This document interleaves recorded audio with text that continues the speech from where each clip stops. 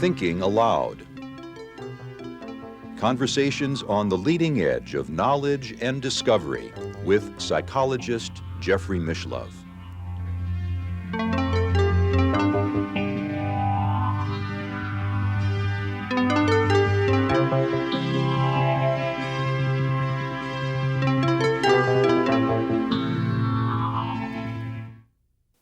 Welcome again. This is Jeffrey Mishlove. I'm back with Arthur Young. We'll be continuing our discussion of science and astrology, and we'll also talk somewhat more about the delights of astrology. Arthur, we were in the middle of a discussion when we ran out of time before about the planet Uranus and the distinction between principles and laws. And you began to say that it's Saturn is the policeman. Applying the laws. Applying the laws. Yes. Now, and enforcing the laws. If Saturn is the policeman enforcing the laws, how does Uranus stand in relationship?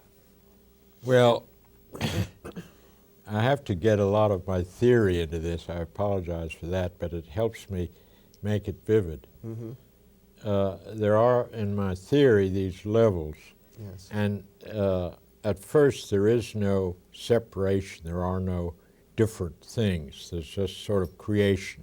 And it has to find some kind of vehicle, just like language. You might begin language with yes and no. I mean, you could talk to someone who was completely paralyzed as long as he could blink his eyes or something to indicate yes or no. Yes. So the first distinction is yes or no. And that's what you get with the nuclear particles. Positive or negative. Positive or negative. And they have enormous forces between them. It's 10 to the 39th times gravity. But those forces have to be neutralized before you can get things. Things, in this case, are atoms. Mm-hmm. And anything dealing with atoms would go under these principles of Uranus. You begin to have things, configurations, rules, all these different things that make the atoms able to interact with each other and create different kinds of molecules. It's in language, it would be the beginning of grammar, how you spell to get the words that you're going to use to express. Mm-hmm. But perhaps the more interesting thing about Uranus is that it rules Aquarius. Your earlier program was talking about the precession of the equinoxes, and the sign we will enter in the next 100 years or so is the Aquarius. You're already beginning to feel the dawning of the age of Aquarius. The dawning of the age would be an age ruled by Uranus. Right, and it'll be quite different. Now, just to look back on the age of faith of Pisces, faith, well, here we have science. How could science come along in the age of faith? And I think it's a very interesting thing, and look what's happened to science. It started as experiments with physical objects and making laws of how the planets move. Now it's become a great mystique. We bow to science, and we're talked about all these things that nobody understands, and we sort of say the scientists will have the answer. That's become a faith under the influence of Pisces. It's no longer something you can understand. That would be Aquarius. And it's as if scientists themselves worship a kind of materialism as their religion. Right. It's a faith in the scientific method. Mm-hmm. Even when the scientific method doesn't work, they persist in it. Now, let's say the proton, by the theory, the proton should disintegrate. Mm-hmm. But even the theory says it shouldn't disintegrate until, I think it's something like 1 billion times the age of the universe. Well, they get enough protons, a huge coal mine full of them, then one will disintegrate if they watch carefully. Mm-hmm. But there hasn't been even one in the 6 years they've had these caves. Mm-hmm. But they still have the faith that it will happen. So you seem to be suggesting that from an astrological point of view, maybe in the next 100, 200, 300 years, as we enter the age of Aquarius, science will free itself from its own unconscious religious beliefs. Right. Or we may be Right. freed from these And we may beliefs. change from this faith in science, which is faith again, you see, to let's see it in words that I can understand, because that's, I think Aquarius deals more than anything else with significance. Yeah. And also, I should mention, for the benefit of our viewers, that when you talk about your theory, you are now referring to your book, The Reflexive Universe, Right. in which you describe 7 distinct levels of reality, or realms, or... I would rather say 4 realms, of which have 7 stages, because you go down and then up. But I don't want to get into the theory. You know, I really don't think we can at this point, but we might mention that each of these 7 stages is associated with one of the planetary powers. That's how I got the idea for the 7 stages, was from the description of the planets. So that when you, as you have been, talk about the distinctions between a Saturnian influence and a Neptunian influence and its implications for science, this is a very well-developed idea with a lot of theory behind it. Well, I think it could enrich science and enable it to expand into these other areas where it doesn't really go, because it's expecting to have determinism, and there isn't determinism in that area. Now, to wind up on Uranus, I talked about atoms coming about when you could neutralize the forces by putting the protons and electrons together. Well, it's only when you get atoms that you get separate things.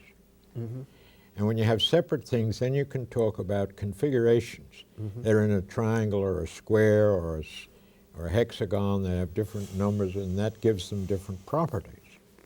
So it's the properties of these configurations that make it possible to have laws. Now, how do you recognize these properties or this comparison of separate things? You have to have space to do it in. It's really better thought of as simultaneity. When you can see 2 things at once and compare them, then you have this function of intellect, which is to measure. And that's what the Uranus function is. So you get the principles and laws and measurements from this fundamentally intellectual, you could call it function or faculty. Jung calls it function. The normal word would be faculty. Thinking about things. And that is, you couldn't do that before. Before that, you just had emotions, compulsive emotions, like the infant wanting the mother's milk, or the youthful love, where you're head over heels in love. And it's with something that's really a projection of your own imagination. The person may not be what you think at all. At any rate, with Uranus you get the comparison, the opportunity, you could say, to be intellectual. Now, how do you get that meaning from Uranus? What was Uranus? Do you remember that? In the Greek myth? In the Greek myth. Well, honestly, I don't have a clear image. The sky god. That circle of the heavens.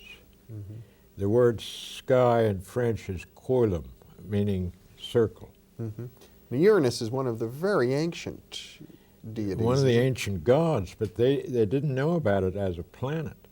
It was very fortunate it was named Uranus. The one who discovered it, Herschel, wanted to call it George IV. And other people wanted to call it Herschel. But it got the name of Uranus, and which was very appropriate for its function as being the first independent thing, the separation, you see. Yes. Remember I mentioned it was discovered at the time of the American Revolution. Right. The right of self-determination. So each of us that carries this right, this self-determinism, not determinism by outside. Mm-hmm. Well, the coilum part is very interesting. You see this circle. Yes. In the animal kingdom, it creates the first animal with a stomach, Mm-hmm. so that the animal could say inside is me and outside is the big ocean.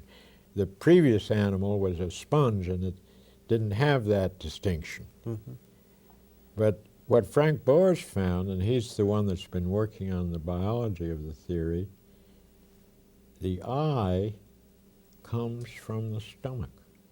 In the embryology, it's a little part of the stomach that comes up and becomes the I. Why? Because the I is also a little sac in which you see the whole world. Mm-hmm. And it's like the animal stomach, you see, it's a world unto itself. So that's this principle, how it comes to be self-determination, you see. And both are related to the sense of identity as... The sense of identity, yes. And you've also mentioned atoms as being... Atoms are the first things that have an identity. Mm-hmm. The electrons and protons have no identity. You couldn't tell if one electron went into an atom and then it came out, is that the same electron? It doesn't matter anyway. Mm-hmm. Just like if I lend you $10 and then you give it back to me, I don't say that isn't the one I lent you. Mm-hmm. See, money is a different thing than separate. Money depends on the whole community. Inflation, for instance. Your money is changing because the government is spending too much, it doesn't balance the budget. So that's something that's not separate. The value of money is not something separate. Mm-hmm. Well, I'm just illustrating how these principles apply to different things. Well, what you're saying here, if I understand you correctly, is by taking a closer look at the different realms of being as defined by the planets in astrology and as elaborated in your own theory in the reflexive universe, one can see ways of looking at science that scientists don't normally apply to their own work. Right. They could be very useful to them. Right. Now let me ask you further. You've talked about how you used astrology yourself in developing the principle of control in the helicopter, but are there other ways in which you have become persuaded by the efficacy of astrology, or conversely, ways in which you think astrology is being misused today? Well, on that other tape, I tried to talk about applying the principles of astrology irrespective of whether it works for people's charts. You could cancel all that and still get great value from this ancient wisdom, this ancient approach, which might have been based on people's intuitions, but it might also have been based on a teaching from some higher beings that preceded us and taught us how to have civilizations. Mm-hmm. I suspect the latter, because it's just too sophisticated for people to dream up. At any rate, you ask me what makes me believe it works. Mm-hmm. Well, you're very familiar with the area that you're talking about. How do you prove something? How do you prove parapsychology? Well, often the facts in parapsychology are so incredible that they don't help you to prove it. How so? Well, am I going to do this to you, or you? See, Take Uri Geller. Okay. Now, why did the spoons bend? It's so incredible that nobody's going to believe it. Mm-hmm. So you can't prove parapsychology by doing something incredible. Right, unless it can be done over and over and over and over again. By that time, the person doesn't want to do it anymore. That's right. So there's I asked Ryan, had he found any way of improving people's ability and psychic talents? Mm-hmm. He said, no, but I found how to make it worse. And Yeah. he said by repeating and repeating, Yeah. well, it's just like a joke. If you keep on telling it, it's no longer funny. Mm-hmm. And if you keep on trying to repeat, at any rate, the whole thing depends on purpose. Mm-hmm.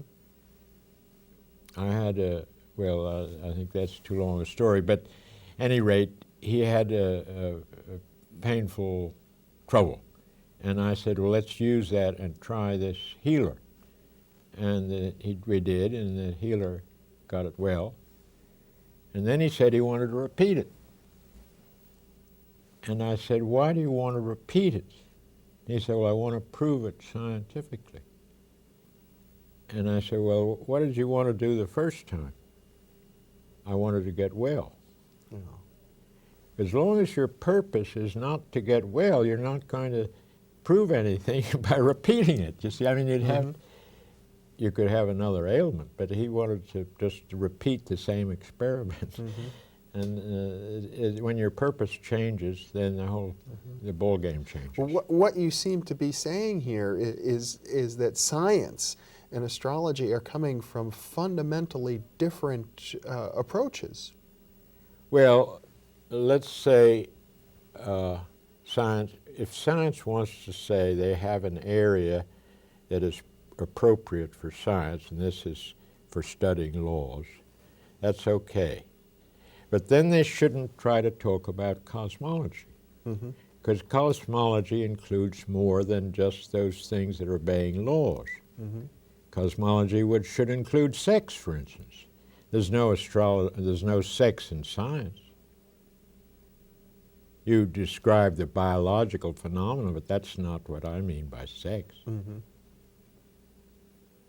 In fact, there's no purpose in science. That's excluded. It's against the rules. Whereas astrology is a fundamental language for dealing with the subjective realm. Yes. That is excluded entirely by science. And that's ironical, too, because they're finding a number of these things that are supposed to be objective are not objective. See, the particles that they can't see anymore, no longer talking about particles they can see, they call them virtual particles, which means you can't see them. Well, you might as well talk about dreams. You can't. I can't see your dreams. Yeah. So what you're saying here is that conventional science, even at the most sophisticated levels, is in a state of terrible confusion. Well, take that. I guess you know about the EPR experiment. But we better refer our viewers to what we're discussing. It's named after Einstein, Podolsky, and Rosen, who teamed up on this, the thought experiment, they called it. According to them, they said this was intended to be a reductio ad absurdum of quantum theory. So they said, well, according to quantum theory, if you released two photons from the same source, they would remain in touch with each other. If you tickled one, the other would laugh. And that was impossible. Therefore, quantum theory was absurd. In fact, Einstein even described it as being telepathy between two particles. Right. And it's utterly impossible, therefore the quantum theory is absurd. Well, nobody even bothered to do the experiment. It was a reductio absurdum. Until Clauser, 20 years after they proposed this, thought he'd validate Einstein and just do it by experiment and prove. But lo and behold, they were in touch with each other. And he was utterly flabbergasted and quite upset by this. I know because he lectured at the Institute, and we asked him how he felt about it, and he was very disturbed. He said he'd have to give up locality and objectivity. Now, if science had to give up locality and objectivity, they really have their pants down. Those are the bedrocks of theoretical science. Right. Right there. But it's another realm. There are other kinds of things that I was talking about. Money. The value of money is not objective. I mean, it's based on credit. And what could be less objective than credit? Well, now you got me, because if I try and borrow money and I don't have credit, I'm not going to be able to. Well, maybe you've got me there. I won't try to answer it now, but the analogy that the physical money is not the value. When I'm trying to do it in a seminar, I burn a dollar bill. And what happened to that dollar bill? Suppose I got, how much is our national debt? Something like $3 trillion. well, suppose I should collect $3 trillion and burn it. Then we wouldn't have any national debt. Wouldn't that be great? Or would we? No, I'm making this as a serious point. The money is an IOU. Yes. What you're saying not is a physical object. Is that money is a symbol of wealth. It's not wealth itself. If you want to put it that way, but I'm saying that that credit, that value that you're talking about, is not something physical. If it were an object like gold, then it would be, but we're not on the gold standard. I guess we're getting too complicated. Yeah, I'm trying to. I'm trying to make these subtle distinctions because they're important. And the blindness of saying that everything has to be objective. I can give you other examples. Relativity, which is a very favorite child of science. But what does it say that's relative? Do you remember? Motion. Motion and position. Position. Well, those are the things that are objective. Supposedly, yeah. They're unimportant. The more important one is the constant of gravitation, and that's something you feel. And to bear that out, I have the words of Watson, the prime psychologist, maybe behaviorist, but at any rate, you know what I mean by Watson. Yes. He says the only instinct we're born with is the fear of falling. So if it's an instinct, it's not objective. It's not based on sense experience. At any rate, in relativity, this gravity, this falling business, is the fundamental thing, not the position and velocity, which is relative.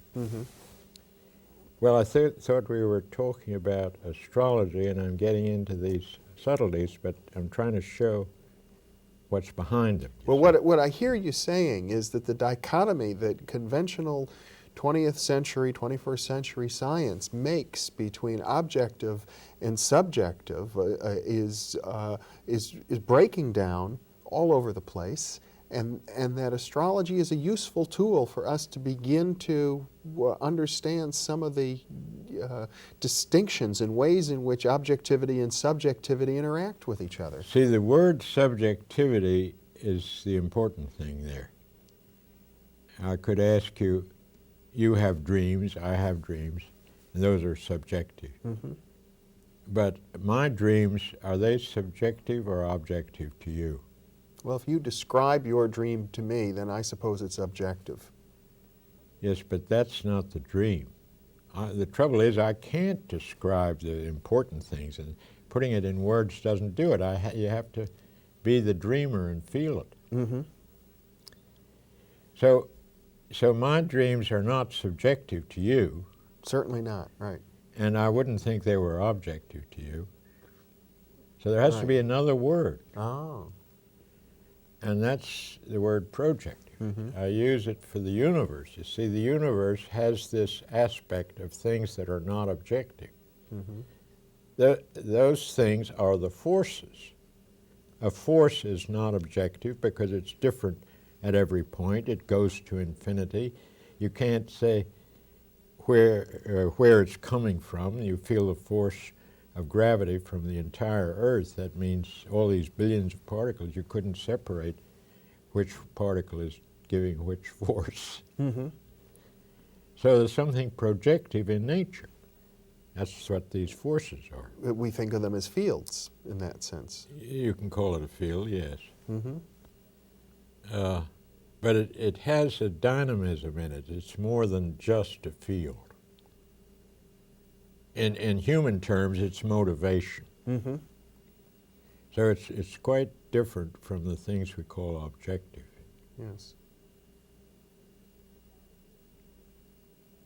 Well, you're saying that when the things that we look out at the world and talk about, attractions, for example, that these have a subjective element to them which is totally unrecognized by science. I would prefer to call it project. A project, well, I'm not sure I totally follow the distinction of projective and subjective. Subjective implies that it's your own and only your own, Mm-hmm.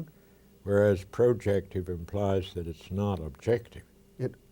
Right, and when you use it that way, it makes me wonder about the idea of the collective mind. It's as if the universe is projecting these things and we all somehow share, like your dream. Well, is a projection of the universe in some sense. The group mind is projective, Mm-hmm.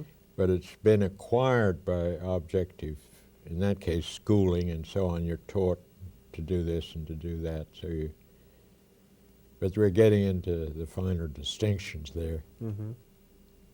I think what would be more interesting would be to go on with the other planets. Yes. And I mentioned that Zeus, the Greek Zeus, or Roman Jupiter, was the one that, because of the ingenuity of Rhea, escaped. Well, it was Zeus that built the universe. Zeus is the principle of building up, organizing. Mm-hmm. And we have it in our own bodies. Our organism has grown from a single cell to trillions of cells. That growth principle, that's what's meant by building the universe in a local sense. I mean, an example of it, you see. Mm-hmm. And in my view, it rules the plant kingdom, this principle of growth, you might say, exemplified. Mm-hmm. Then the emphasis shifts with animals, because instead of just growing indefinitely the way a tree does, or even up to 1,000 years or something, the animal has a finite size. It does its growing in the womb. 99 and 99 hundredths% of it is in the womb, Mm-hmm. because it's grown from a cell you couldn't even see to a Right. 8-pound baby or whatever. Right, yeah. So the rest is just The rest is commentary, as they right. say. Yeah. So the animal arrives at the animal stage having gone through the growth stage. I like to say it inherits that from the previous kingdom. Mm-hmm. So the animal becomes under the sway of the Mars-Venus principle, which is action and satisfaction, Mm-hmm. including sex, but other kinds of aggressive and satisfying opportunities. Mm-hmm. Even the mathematician, you could say, is ruled by Venus, because he's trying to get the solution to something, trying to get the answer. Mm-hmm. And the surgeon is a Mars operation, because he's cutting into something and so on. Mm-hmm. You're getting different things. These are not things that are done by vegetables, you see. Well, there's a sense in which you're saying that the animal kingdom and we as part of it are ruled by Mars and Venus. Make me think of the passions. Yes, right. It's somewhat, in some sense, analogous to the particles when there are attractions to each other, the positive Well, and that negative gets into the polarities. refined points on the theory. The particles are attracted compulsively, whereas the animals use the attraction to further their evolution and growth, you Mm-hmm. see. Animals have some control. It's not an inevitable attraction. Yes. See, I mean, they might be very thirsty, but if there's a lion at the water hole, the deer won't go there. They have to choose between different alternatives. Mm-hmm. And that's part of voluntary movement, which is the animals, is to choose which way to go. Mm-hmm. Well, let's see now. What else Well, do there's we a need human to- kingdom. The human kingdom, of course, is the most important. And the trouble with the human kingdom is we're only halfway through it, in my view. Mm-hmm. So we don't really know. We think of ourselves, or somebody tells us we're just animals closely related to the apes, so we have to buy that. But our ultimate potentials are far beyond what we've been able to do now. I said in my book, we correspond to the clam in the vegetable kingdom. I mean, in the animal kingdom. As the clam stands to the Yes. whole animal kingdom, so Right. does the human We're species. just beginning to open up and recognize something higher. That's how we stand in relationship to the kingdom of which we are a part. We're like clams. I would say the gods are ahead of us, Mm-hmm.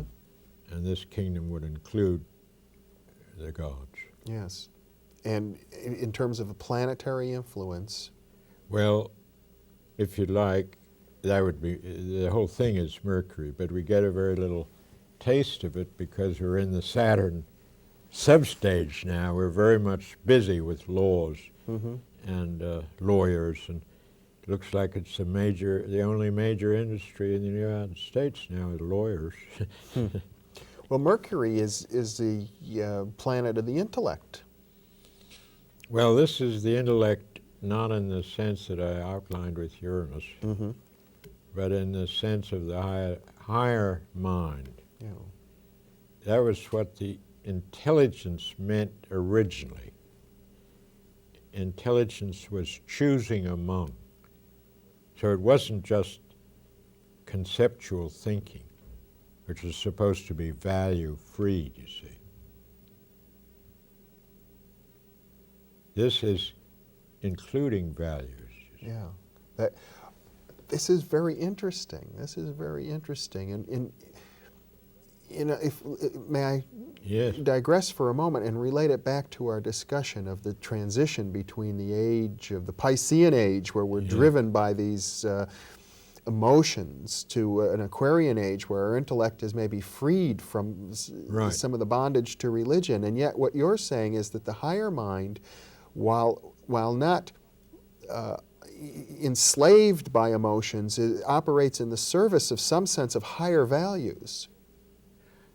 The only way I can get to it is by thinking of the great painters of the Renaissance, the Titians and the Veronese and the Giorgiones, those marvelous painters who are using values like an artist would use colors on his palette. Mm-hmm.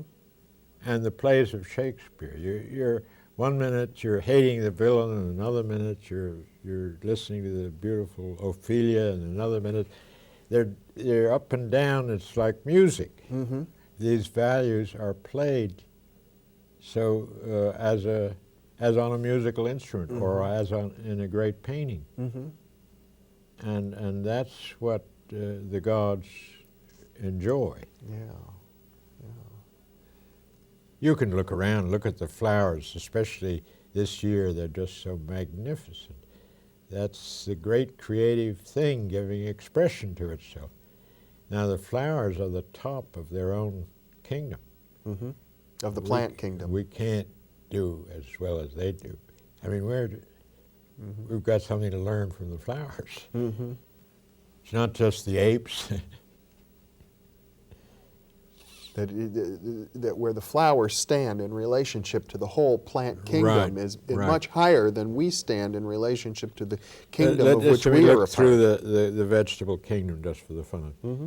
You start out with bacteria. That's single cell, little tiny things. You can't even see them in the microscope. Mm-hmm. Then you get a long string of them in algae. That's seaweed. You still haven't got any kind of identity in the plants. Mm-hmm. And that comes with the cylindrids. You remember what I said about coilum? Yes. Well, what are the cylindrids? They're the ones that are called embryophyta. They have a little sac in which the new plant grows inside the plant. So they're taking the identity in terms of the growth kingdom and giving identity to their progeny. Then the next stage are extinct now. They're sort of like moss. And you don't even get big plants until the 5th stage, the calamites, sort of horsetails, things like bamboo, but they used to be quite large. And then the fir trees, which are called, funny name, gymnosperms. It means naked seeds. The pine cones are just little seeds. Yeah. But the flowering plants, which are the angiosperms, what's that mean? Heart, angio maybe heart? No, angel sperms, angel seeds. Angel seeds. Winged seeds. Uh-huh. Because of the various ways that the seeds have for propagating themselves all over. And the flowers are the principal manifestation there, including the trees, because they also have buds that flower. Yeah. So all the big trees, except the firs, are angiosperms, and the grasses and the flowers in your garden, they're all angiosperms. And almost all our food comes from the angiosperms, because in those the seed is coated with this valuable wheat that we eat, the carbohydrates. Yeah. And nuts too, and fruits, the same kind of coating that we enjoy as food. So to digress or to recapitulate what you've done here, you've taken the plant kingdom and talked about it in terms In of these stages. 7 substages. Yes. Each of the substages ruled, perhaps not ruled, but associated with a different planetary Right. influence, just Right. as the 7 kingdoms themselves are. In a sense, the whole system of these 7 planetary influences is recapitulated within each of Right. the 7. Well, this is what Frank Barr is doing it to a great extent, carrying the theory into biology, and especially into the human. And it's fascinating what he's doing. I'd rather he told you about it. But Well, we're spending a little more time on the theory and less on yes, astrology. we should be back to astrology. You didn't ask me. Oh, yes, you did. Yeah. What was it that I felt was a proof? And I said that the proof was more incredible than the thesis, so I haven't pushed it. Yeah. But Well, for you've me, been working with astrology Yeah. for 40 years Right. in your own life, and Well, I've had the opportunity to go through 2 Saturn cycles. Now, Saturn goes through its cycle in 29 years. And it began when my first career began when I decided to make the helicopter. Well, now Saturn has to do with your careers. You can have more than one, because you live long enough, you live longer than 29 years. When I decided on the helicopter, on that very day, Saturn was on my ascendant. the transiting Saturn was The over transiting Saturn, the one that's going around the heavens now. across the ascendant on your natal horoscope. What is the ascendant? It's the point that's rising at that moment. For instance, at sunrise, that would be, the sun would be on your ascendant. So your ascendant depends on whatever is rising at that moment. At the eastern horizon. The midheaven is whatever is overhead at that moment. But the ascendant is very important for your things like starting things, like Yes. a career. Well, now where was it halfway through? It was for exactly on the descendant when the helicopter flew. Well, then it went around to the ascendant again, and to the day I was in Washington and where I'd been, where I made the decision to work on the helicopter, Yes. but now I was under duress. There was this great trial going on, and at that point I volunteered to testify in this trial. It had to do with helicopter royalties. In other words, 29 years earlier, you were in Washington in the patent office making a decision that you were Right. going to work on the invention of the helicopter. 29 years after that, you're in Washington again, involved in a legal battle. The same patent business, you see. It was in the patent office. Yeah. And this was, Saturn brings back the old also, as well as starting anew. But this was quite a new venture for me. I was on the witness stand for months. So it had come full cycle in a different way. And well, it was also significant when it came around to the second time over my descendant. And by the time it went around to the third, I sort of got bored with Saturn, and I had other things involved, but it didn't work toward the end of my life. I think it was because I was in another kind of a larger pattern. But the chances of this being, by accident, is billions to one. And it was just incredible. That billions to one, that at very key moments in your own career, Saturn would be transiting a significant... Altogether, it was 7 out of 8 times, and even on the 8th time, it was within a week.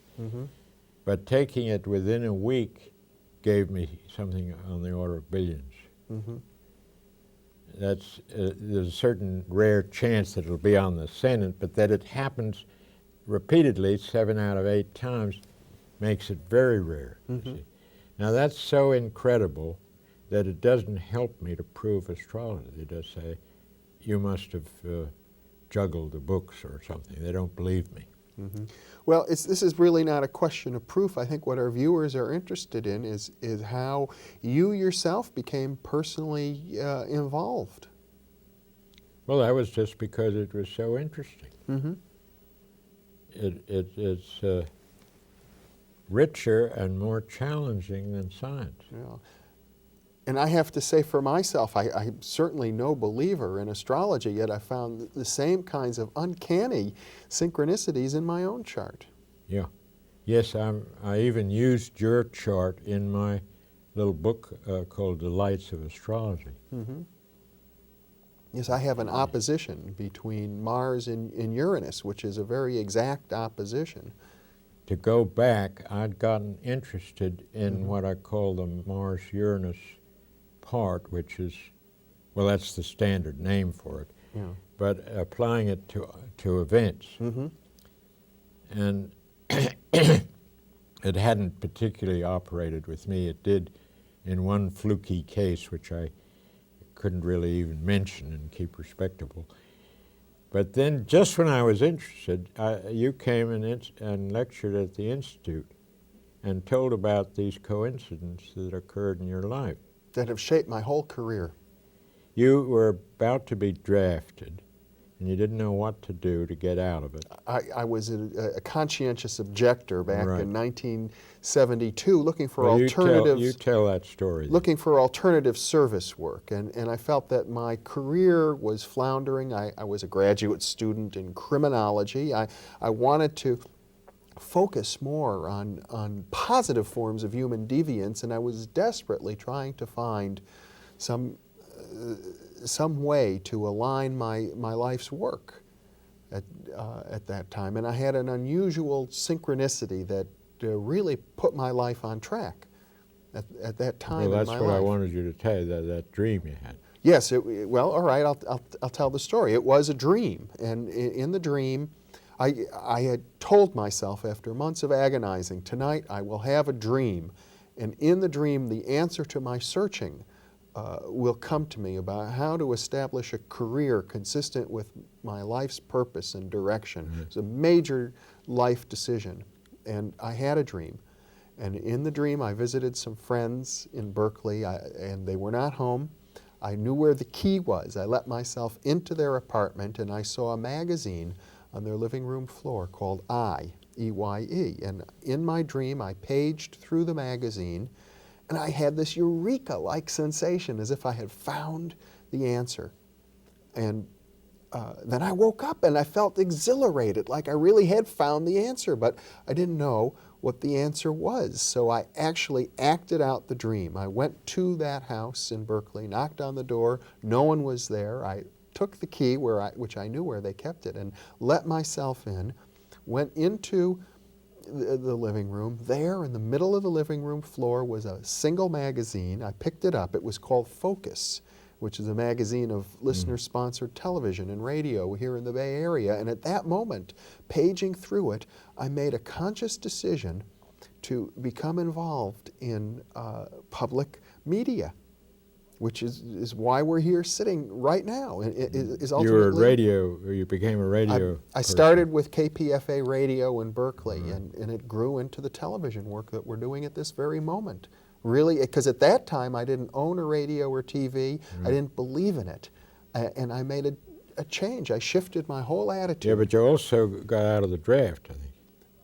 That's how I remember. Well, actually, I was looking for alternative service. I had already been labeled a conscientious objector, so it was simply a question of fulfilling the draft board requirements for alternative service work. I see.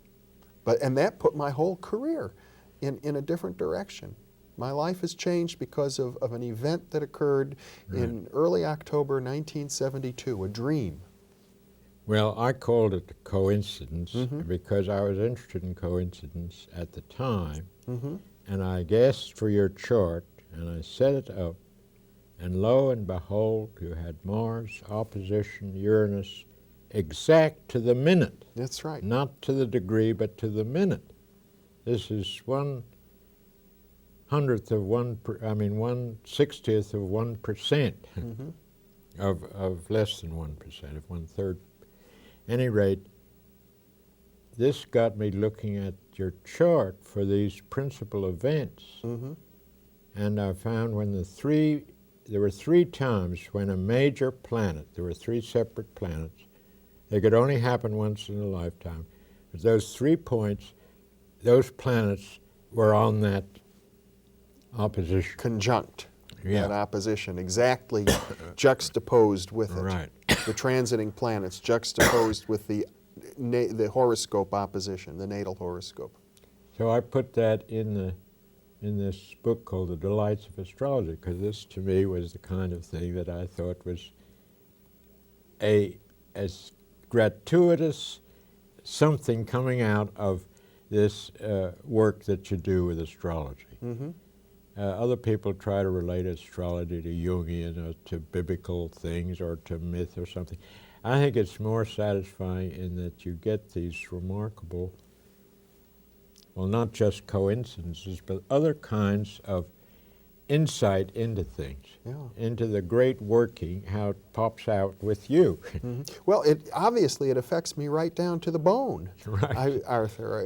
As I say, we wouldn't be here but for these things. And yet I can tell you that I have some serious questions about the way astrology is used today.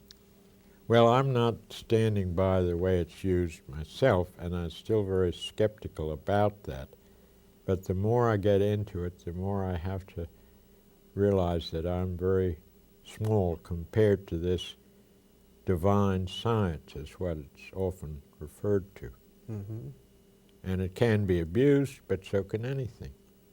Well, I think it would be useful for our viewers if we could reflect a little bit, understanding that there are these incredible ways in which astrology appears to provide some of the deepest correlations and the deepest insights, and yet at the same time these ways in which it gets confused and abused as a system of fortune telling. And how would you advise people who are our viewers who wish to approach astrology?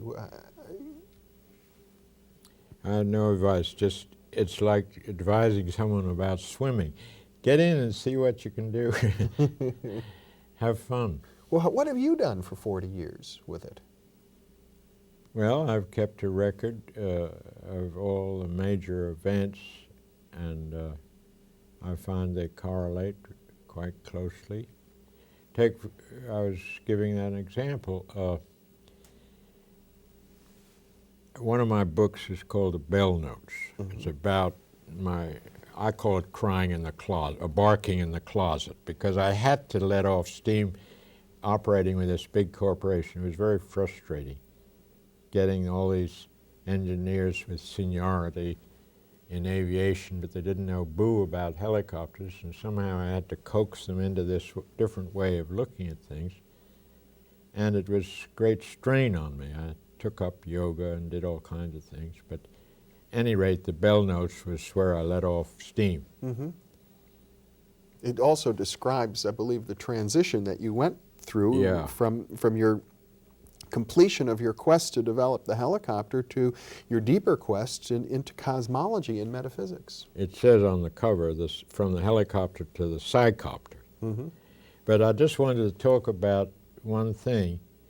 Peter Dreyer wrote the introduction, and practically the first sentence he says, it seems very odd that Jung, just at the moment that when he was succeeding, quit the helicopter and went into this other dubious area. Well, why did I do that? During my career at Bell, my progressed sun was in the 12th house. Now this requires a little explanation. When you set up the chart, there are these 12 houses, and there are different kinds of relationship.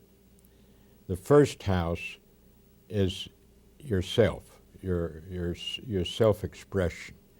The 12th house, it's called by the ancients the house of large animals, but it's things that you can't do anything about. You just have to conform to their, it's also large institutions, including, let's say, insane asylums, if you went off the deep end. Mm-hmm.